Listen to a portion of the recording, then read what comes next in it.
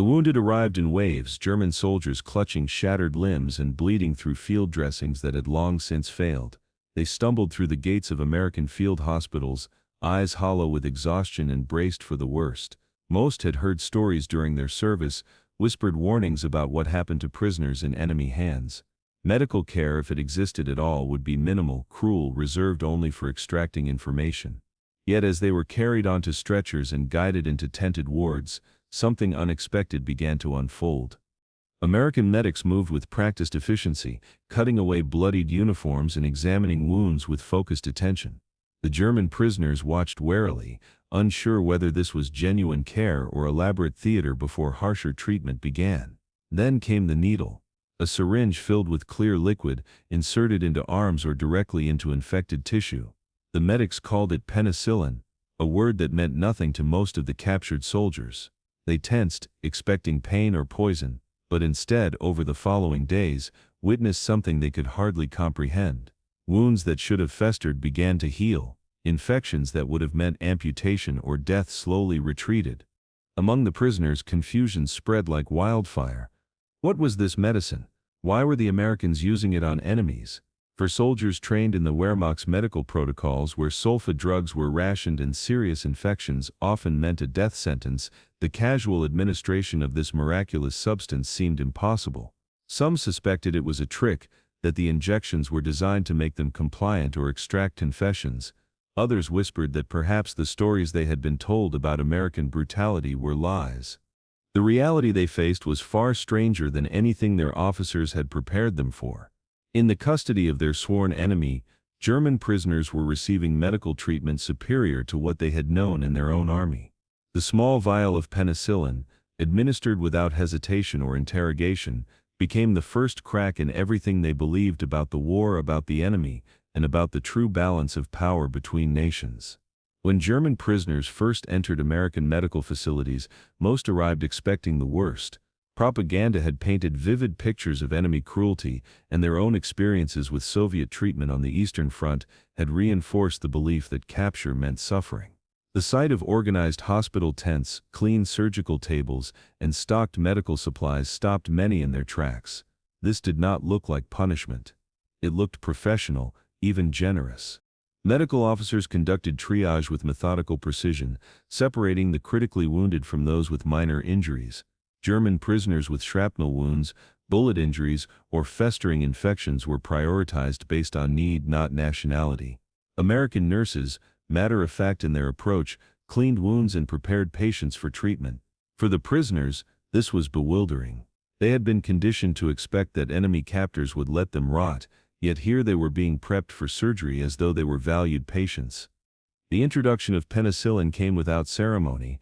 A medic would approach with a syringe, explain briefly in broken German or through gestures what was happening, and administer the injection. The prisoners, unfamiliar with the drug, often recoiled. Some believed it was an American trick, perhaps a sedative to make interrogation easier, or worse, a poison that would kill them slowly. Others assumed it was propaganda, that they would receive the injection but be denied further care, left to die as a demonstration of false mercy. But the medics returned. Day after day they administered doses on schedule, checking temperatures, examining wounds, documenting progress. The German prisoners watched with mounting suspicion as nothing terrible happened. No sudden illness, no interrogations, just the steady bureaucratic rhythm of medical treatment. It was this consistency that first began to erode their fears, though suspicion still lingered like smoke in the wards. Language barriers compounded the confusion. Few American medics spoke German fluently, and fewer German soldiers understood English medical terminology. Translators, often German-speaking refugees or immigrants, tried to bridge the gap, explaining that penicillin was an antibiotic, a new medicine that killed infections. But to men who had only known sulfonamides and iodine, the concept was abstract. How could a single injection stop gangrene? Why would the enemy waste such a valuable drug on prisoners? The cultural divide deepened the mystery. In the Wehrmacht, medical supplies had grown scarce as the war dragged on. Wounded soldiers often received minimal treatment, and serious infections frequently led to amputation or death. The German military prioritized combat effectiveness over individual care, and soldiers understood that their value ended when they could no longer fight. To suddenly be treated as though their lives mattered even in captivity challenged their entire understanding of military medicine. Some prisoners refused treatment initially, convinced that accepting American medicine would compromise their honor or make them traitors. Others complied reluctantly, too weak to resist. But as days passed and infected wounds began to heal, as fevers broke and pain subsided, even the most skeptical could not ignore the evidence before them. Men who should have died were walking, limbs that should have been amputated remained attached, functional. The medics noticed the prisoners' hesitation but rarely commented on it. For them, penicillin was standard protocol, distributed according to medical need regardless of whether the patient wore an American or German uniform. This indifference to nationality struck the prisoners as almost incomprehensible. In their experience, resources were always finite, always reserved for one's own forces. The idea that the enemy possessed such abundance that they could spare medicine for captives seemed to speak of resources beyond imagination. Rumors circulated through the POW wards. Some prisoners theorized that penicillin was being tested on them, that they were guinea pigs for experimental treatments. Others argued that the Americans wanted to keep them alive for labor or propaganda purposes. A few, more reflective, began to wonder if perhaps this was simply how American military medicine functioned, that such care was routine rather than exceptional. Each theory carried its own discomfort because all of them pointed to the same conclusion: the enemy was far more advanced than they had been led to believe. Penicillin was unlike anything German soldiers had encountered during their service. In Wehrmacht field hospitals, the standard treatment for infections involved sulfa drugs, when available, or simply cleaning wounds and hoping for the best. Sulfonamides could help with some bacterial infections, but they were far less effective than penicillin and came with significant side effects. German medical officers rationed them carefully, reserving supplies for officers or critical personnel. Common soldiers often had to endure infections without pharmaceutical intervention. The contrast was stark. American medics administered penicillin liberally, injecting prisoners multiple times daily if needed. The drug worked with startling speed, often showing results within 24 to 48 hours. Wounds that oozed pus and smelled of rot began to close cleanly. Fevers dropped. Redness and swelling receded. For German prisoners who had watched comrades die from infected wounds on the Eastern Front or in North Africa, the transformation was nothing short of miraculous. Many prisoners tried to understand what made penicillin different. Through translators they learned it was derived from mold, a concept that seemed bizarre and almost magical. How could something grown from fungus possess such power? American medics, busy with their routines, offered little explanation beyond the basics. Penicillin killed bacteria. It prevented sepsis. It saved lives. The simplicity of the description belied the complexity of the scientific breakthrough behind it. German medical personnel captured alongside combat troops were particularly astonished. Doctors and medics who had studied in German universities and served in Wehrmacht hospitals pressed American staff for details. They wanted to know about production, distribution, dosage protocols. The answers they received revealed a system operating on a scale they had never imagined. Penicillin was mass-produced in American factories, shipped in vast quantities to military theaters worldwide, and distributed according to standardized medical guidelines. There was no shortage, no rationing, no hierarchy determining who deserved treatment. This abundance shocked them more than the drug itself. Germany's wartime economy had grown increasingly desperate, with shortages affecting every aspect of military operations. Medical supplies were no exception. German soldiers had learned to accept that not everyone would receive treatment, that triage meant choosing who would live and who would die. To discover that the enemy faced no such constraints, that American medicine could afford to treat prisoners as generously as their own troops, was a revelation about the true state of the war.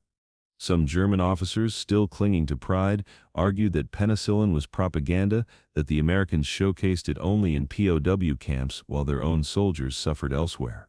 But this theory crumbled when prisoners from different theaters compared experiences. Men captured in France, Italy, and the Pacific reported identical treatment. Penicillin was everywhere in the American military medical system, a standard tool rather than a luxury. The technical superiority was undeniable. While Germany had been developing its own antibiotic research, the war had disrupted scientific progress. Resources were diverted to weapons production, laboratories were bombed, and the brightest minds were scattered or killed. America, protected by oceans and operating with an intact industrial base, had perfected penicillin production and integrated it fully into military medicine.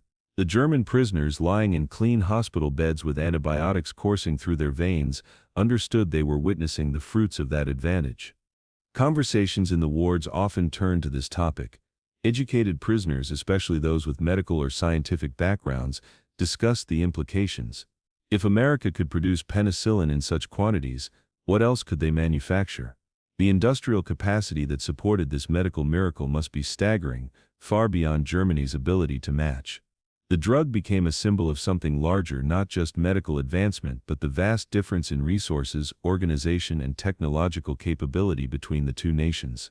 For many prisoners, penicillin was their first tangible proof that Germany was losing not just battles but the fundamental contest of industrial and scientific might. The medicine that saved their limbs and lives also shattered their assumptions about German superiority. It was a bitter pill to swallow, made all the more potent because it came literally in the form of a healing injection from the hands of the enemy. The administration of penicillin quickly became part of the camp routine, as regular as roll call or meal distribution. American medical staff maintained strict schedules, ensuring prisoners received their doses at precise intervals. Charts hung at the foot of beds documenting temperatures, wound conditions, and medication times. For the German prisoners, this level of organization was both familiar and foreign. They recognized military discipline but applied to healthcare rather than combat operations. Nurses and medics made their rounds with clipboard efficiency, checking each patient methodically. They changed dressings, monitored for signs of allergic reactions, and recorded improvements or complications. The prisoners learned to expect these visits, to anticipate the sting of the needle and the cool swab of alcohol before injection. What had initially felt threatening became routine, though many never entirely lost their sense of wonder at the consistency of care. The medical staff's attitude was notably businesslike. They treated wounds, not ideologies. German prisoners were patients, not prisoners of war in these moments. This professional detachment puzzled many Germans, who had been taught that war was total, that enemies were to be destroyed or dominated. Yet here were American nurses gently cleaning infected wounds, speaking softly despite language barriers, showing concern for comfort and recovery. The disconnect between propaganda and reality grew wider with each interaction.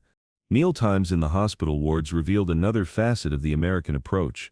Prisoners received food designed for recovery, higher in calories and nutrients than standard rations. There was milk, eggs when available, bread with butter, and soups rich with vegetables and meat. German soldiers, accustomed to decreasing rations as the war progressed, found themselves eating better as captives than they had as combat troops. Combined with the penicillin treatments, their bodies responded rapidly, weight returned, strength rebuilt, and the hollow-eyed look of prolonged combat began to fade. The hygiene standards reinforced the medical care. Prisoners were required to keep their bandages clean, to wash regularly, and to maintain basic sanitation around their beds. Medical staff inspected wounds daily for signs of infection despite the penicillin, knowing that cleanliness complemented the antibiotics' effects. For Germans used to field conditions where hygiene was often impossible, this insistence on cleanliness seemed almost obsessive. Yet they could not argue with the results. Recovery rates were remarkably high and secondary infections rare. As weeks passed, the German prisoners began to notice patterns that spoke to the system behind their treatment. The penicillin never ran out. Supplies arrived regularly, shipped from distant factories without apparent concern for cost or scarcity. Bandages, surgical tools, medications beyond penicillin, everything was abundant and standardized. This logistical reliability impressed the prisoners perhaps more than the medicine itself. Germany's military had excelled at tactics and individual heroism, but this systematic approach to supply and care operated on a different level entirely. Conversations among recovering prisoners increasingly focused on these observations. They compared notes on treatment protocols, noting how every American medical facility seemed to follow the same procedures.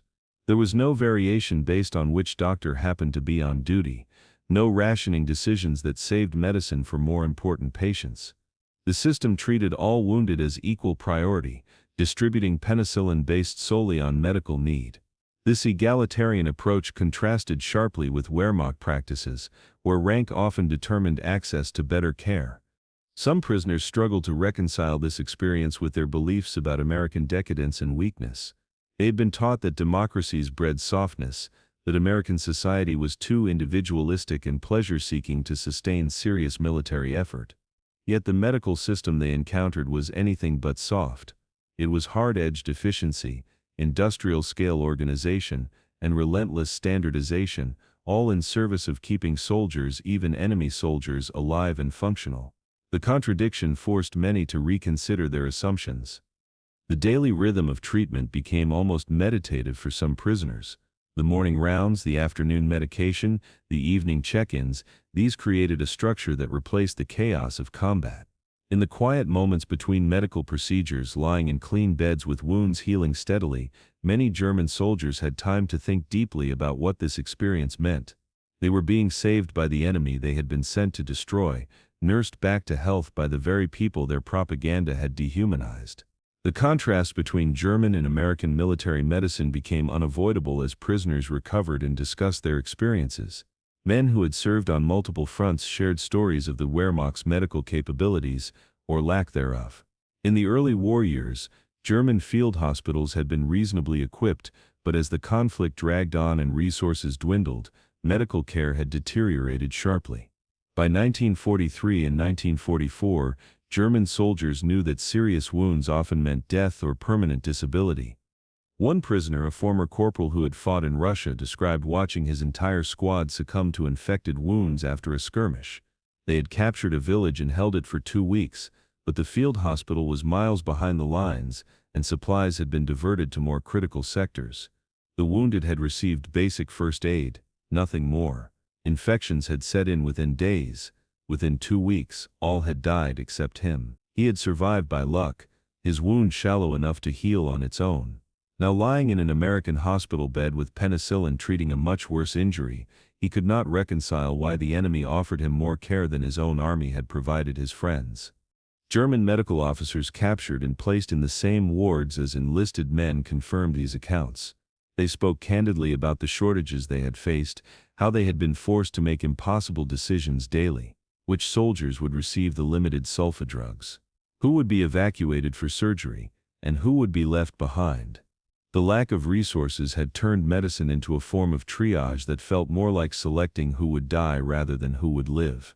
These doctors observed American medical procedures with professional fascination and personal shame, recognizing how far behind German capabilities had fallen. The structural differences went deeper than just supplies. German military medicine, like much of the Wehrmacht, emphasized hierarchy and efficiency in battle support. Medical personnel were trained to get soldiers back to the front as quickly as possible, not to provide comprehensive care. Long-term recovery was a luxury the German military could not afford. American medicine, these prisoners learned, took a different approach. The goal was complete recovery, restoring soldiers to full health rather than patching them up for another round of combat. This philosophy required more resources but produced better outcomes. Prisoners also noted the difference in medical personnel. American nurses were ubiquitous in the hospital wards, trained professionals who handled significant responsibilities. German military medicine had far fewer trained nurses, relying more heavily on doctors and medical orderlies. The American system distributed medical expertise more broadly, creating redundancy and consistency. Even when doctors were unavailable, nurses could maintain treatment protocols effectively. This decentralization of medical authority impressed German observers, who recognized it as more efficient than their top-heavy system. The availability of specialized care was another revelation. American medical facilities seemed to have specialists for everything: surgeons, infection specialists, orthopedic experts, even psychiatrists. German field medicine had been more generalized, with doctors expected to handle all conditions regardless of their specialty. The prisoners learned that American medicine invested in expertise, training personnel for specific roles rather than expecting universal competence. This specialization improved outcomes, and demonstrated again the vast resources America could devote to military medicine. Some German prisoners, particularly officers, struggled to accept these comparisons. They argued that German doctors were more skilled individually, that German surgical techniques were superior, that the Wehrmacht's medical traditions were more advanced. But these claims rang hollow in wards where American medicine saved lives that German medicine would have lost. The evidence was undeniable. More prisoners recovered, fewer suffered complications, and even the most seriously wounded had survival rates that would have been impossible under German care. The discussions grew heated at times. Pride and nationalism clashed with observable reality. Some prisoners insisted that Germany had simply been unlucky, that if resources had been available, German medicine would have matched American capabilities.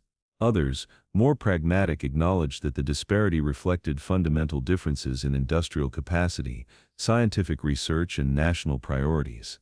America had chosen to invest in saving lives at a scale Germany could never match, and that choice was now visible in every dose of penicillin, every clean bandage, every recovered prisoner. These comparisons extended beyond the immediate medical care to the broader implications for the war. If America could produce penicillin in such abundance, manufacture medical equipment so reliably, and train medical personnel so thoroughly, what did that suggest about their capacity to produce weapons, vehicles, and munitions? The prisoners began to understand that the medicine saving their lives was merely one visible symptom of an industrial and organizational superiority that permeated every aspect of the American war effort. The Wehrmacht had fought with courage and skill, but courage could not manufacture penicillin, and skill could not overcome the fundamental imbalance in resources.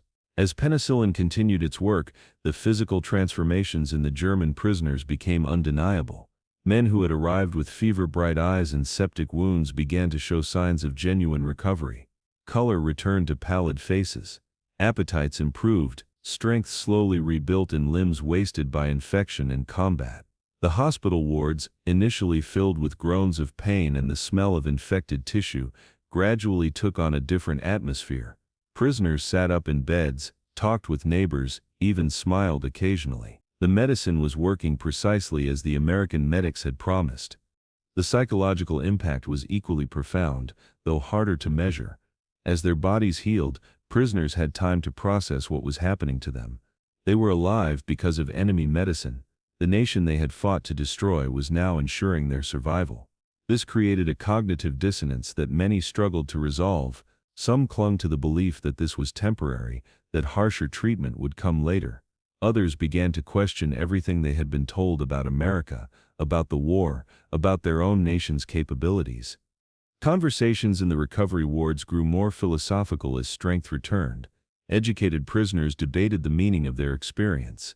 If American propaganda about caring for prisoners was true, what else might be true? If German propaganda about American weakness was false, what else might be false? These were dangerous questions, challenging the fundamental narratives that had sustained them through years of combat. Yet lying in clean beds, wounds healing thanks to a miracle drug, the questions were impossible to ignore. Some prisoners experienced guilt alongside gratitude. They had killed American soldiers in combat, yet American doctors now saved their lives. The contradiction troubled those with strong moral sensibilities. How could the enemy show such humanity? Were they, the Germans, the villains in this story? Such thoughts were rarely voiced aloud, shame and residual loyalty preventing open admission, but in private moments many grappled with these uncomfortable realizations. The healing process also revealed the depth of damage the war had inflicted beyond physical wounds. As bodies recovered, emotional and psychological scars became more apparent. Prisoners spoke of comrades lost, homes destroyed, families they had not heard from in months or years. The penicillin could heal infected flesh, but it could not address these deeper wounds. American medical staff, recognizing this, occasionally arranged for Red Cross messages or letters home, small gestures that carried enormous weight for men isolated by captivity and war. The transformation was not uniform. Some prisoners remained hostile, viewing their medical care as a manipulation tactic. They refused to express gratitude, maintaining rigid loyalty to Nazi ideology despite evidence before them. Others underwent profound shifts in perspective. openly acknowledging that American medicine had revealed truths about the war they could no longer deny. Most fell somewhere between these extremes, confused and conflicted, grateful for their survival yet uncertain what that survival meant for their identity and beliefs. As weeks turned to months and the most seriously wounded prisoners approached full recovery, discussions turned to what came next. Return to combat was impossible as prisoners of war. Repatriation seemed distant, dependent on war's end. For now they existed in a strange limbo, enemy soldiers kept alive and healthy by the nation they had opposed. This liminal state forced introspection. Who were they now? German soldiers without a war to fight, prisoners sustained by enemy generosity, survivors who owed their lives to penicillin and American medicine. Medical staff observed these changes with professional interest. Doctors noted in reports that prisoners who received penicillin treatment showed improved morale and cooperation compared to those with minor wounds who required less intervention. The act of being saved, of receiving care that exceeded expectations, seemed to break down resistance in ways that interrogation or propaganda never could. The medicine was not just healing bodies, it was altering the psychological landscape of captivity. The answers varied, but one truth united them all: they had witnessed something that would stay with them forever.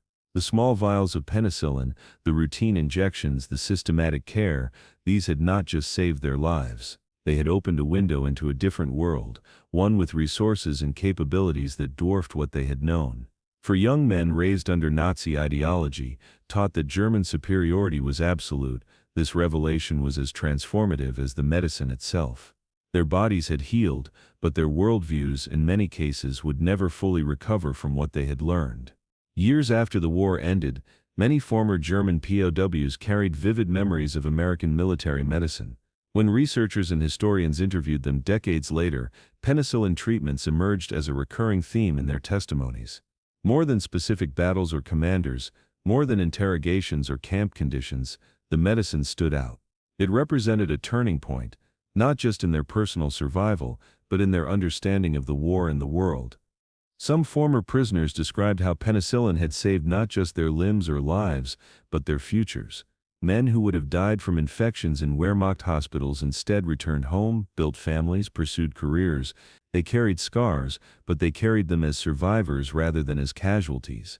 In interviews they spoke with something approaching reverence about the drug, describing it almost as a miracle despite their scientific understanding of how antibiotics worked. The emotional impact of being saved by enemy medicine never fully faded. Others reflected on how the experience had challenged their beliefs about German superiority and American weakness. Educated prisoners, especially those with technical or scientific backgrounds, recognized that penicillin represented more than medical advancement. It symbolized an entire system of research, industrial production, and logistical distribution that Germany had been unable to match. One former engineer captured in France later wrote in his memoirs that the regular penicillin injections taught him more about why Germany lost the war than any military analysis could. The medicine was proof of American capacity, evidence that could not be dismissed or rationalized away. The contrast with Soviet treatment haunted those who had been captured on the Eastern Front. German soldiers taken prisoner by Soviet forces rarely received any medical care at all. Wounded prisoners often died from untreated infections, and those who survived faced brutal labor conditions. The few who experienced both Soviet and American captivity spoke of the difference with stark clarity. American POW camps, with their penicillin and medical attention, represented a form of captivity so different it seemed to belong to another species of conflict entirely. Historians studying the POW experience have noted how medical care influenced post-war attitudes. German prisoners who received extensive American medical treatment, particularly those saved by penicillin, were statistically more likely to have positive views of America after repatriation. This was not universal. Ideology and personal experience varied widely, but the pattern was clear enough to be significant. The medicine had done more than heal bodies.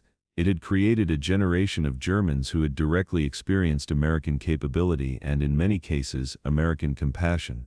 The legacy extended to German medical professionals who had been prisoners. Doctors and medics who observed American medical practices often sought to implement similar protocols when they returned to practice in post-war Germany. They advocated for antibiotic use, systematic hygiene standards, and organized medical supply chains modeled on what they had witnessed. In this indirect way, the POW medical experience influenced the development of German healthcare in the Reconstruction years, transferring knowledge from captor to captive that benefited civilian populations for decades. Some former prisoners struggled with the memory throughout their lives. The gratitude they felt toward American medicine conflicted with lingering nationalism or unresolved trauma from the war. They had been saved by the enemy, a fact that complicated their sense of identity and loyalty. In support groups and veteran organizations, these men sometimes discussed their ambivalence, seeking to reconcile the care they received with the larger context of warfare and suffering. For many, there was no clean resolution, only the ongoing process of living with contradictory truths. The penicillin experience also became a teaching moment in medical ethics. The decision to treat enemy wounded with valuable medicine raised questions about medical responsibility and the universality of healthcare. American military doctors had chosen to follow medical ethics rather than military advantage, providing the best available care regardless of a patient's nationality. This decision, made countless times in field hospitals across multiple theaters, established precedents that would influence international medical law and the treatment of prisoners in future conflicts. Perhaps most poignantly, many former German POWs expressed a sense of debt they could never repay. They had received a gift, their lives, from people they had been trying to kill. American medics and nurses had shown them humanity when they had no reason to expect it, no right to demand it. Some dedicated their post-war years to peace activism or German-American friendship societies, trying to honor what had been given to them. Others simply lived their lives quietly grateful, carrying the knowledge that they existed because someone had decided their lives were worth a vial of penicillin and the time to administer it. In the end, the story of German POWs and penicillin became part of the larger narrative about how medicine transcends politics, how healing can occur even amid the greatest human conflicts. The drug itself was a triumph of science, but its administration to prisoners represented a triumph of ethics, a decision to value human life even when that life belonged to the enemy. For the thousands of German soldiers who experienced it, penicillin was more than medicine. It was a revelation, a transformation, and a memory that endured long after the wounds had healed and the war had passed into history.